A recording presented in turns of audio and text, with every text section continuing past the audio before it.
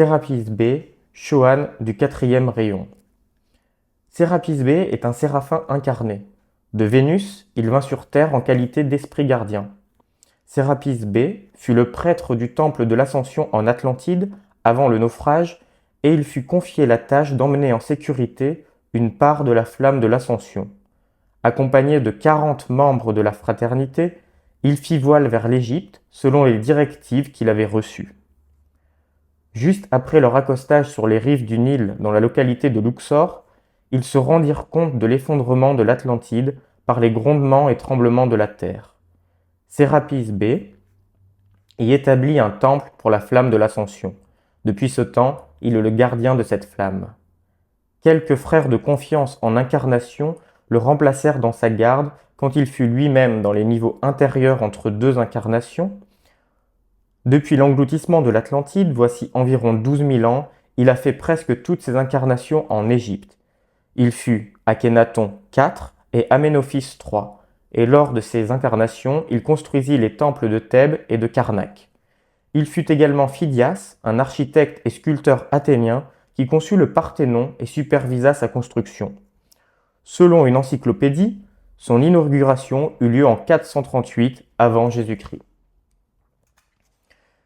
Sérapis B fit son ascension aux alentours de 400 avant Jésus-Christ, après quoi il devient Choane du 4e rayon et régit l'action de la flamme de l'ascension. Il occupe la charge de maître de la fraternité à Luxor et travaille avec les séraphins.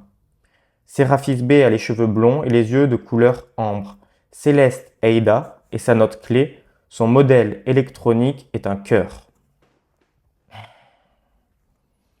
Extrait d'un message de Sérapis B. Récit du transfert de la flamme de l'ascension de Poséidon à Luxor. Certains d'entre vous se souviendront de ce jour quand nous apportâmes la flamme de l'ascension dans son brasero d'Atlantide en Égypte. Vous vous rappellerez comment nous nous relayions sans cesse aux rames, luttant contre le temps, sachant qu'un moment cosmique ne tiendrait pas compte d'une lassitude de la chair, d'un doute de l'esprit, d'une peur dans les sentiments, ni d'une extériorisation de karma destructif d'aucun homme qui serait membre de cet équipage responsable de la mission de transporter la flamme de l'ascension à Luxor. Nous devions atteindre notre but dans un temps très court, malgré tous les obstacles individuels et collectifs. Grande fut notre joie lorsque nous atteignîmes l'embouchure du Nil et sûmes que nous étions à 500 000 de notre but. Les larmes coulèrent sur nos joues et pendant quelques instants, nous étendîmes nos bras et assouplîmes nos muscles des mains et des bras pour les relâcher de la tension au service d'aviron que nous avions dû assumer pour propulser notre galère quand les vents ne gonflaient pas nos voiles pour nous aider à atteindre notre but.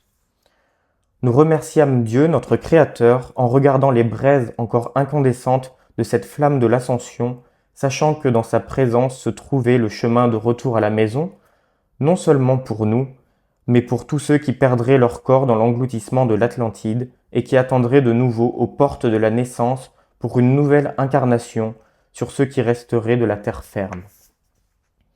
Nous relevant, avec les nouvelles forces puisées dans la reconnaissance de notre source, nous remontâmes le fleuve en ramant vers Luxor. Je me souviens de la retenue digne d'éloge des membres de notre compagnie qui, plutôt que de se ruer sur la rive alors que le bateau accostait à son ancrage, attendirent que j'eusse débarqué en portant le brasero contenant l'étincelle de la flamme de l'ascension qui brûlait encore. Puis, tous me suivirent à terre en formant un cortège solennel.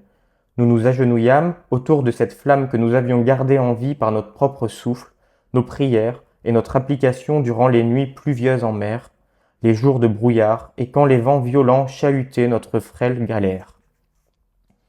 Alors que nous étions à genoux et déversions notre amour sur la flamme de l'ascension, une nouvelle lumière surgit de la braise et en même temps que le Nil se gonflait et que la terre tremblait, nous nous souvînmes de l'Atlantide.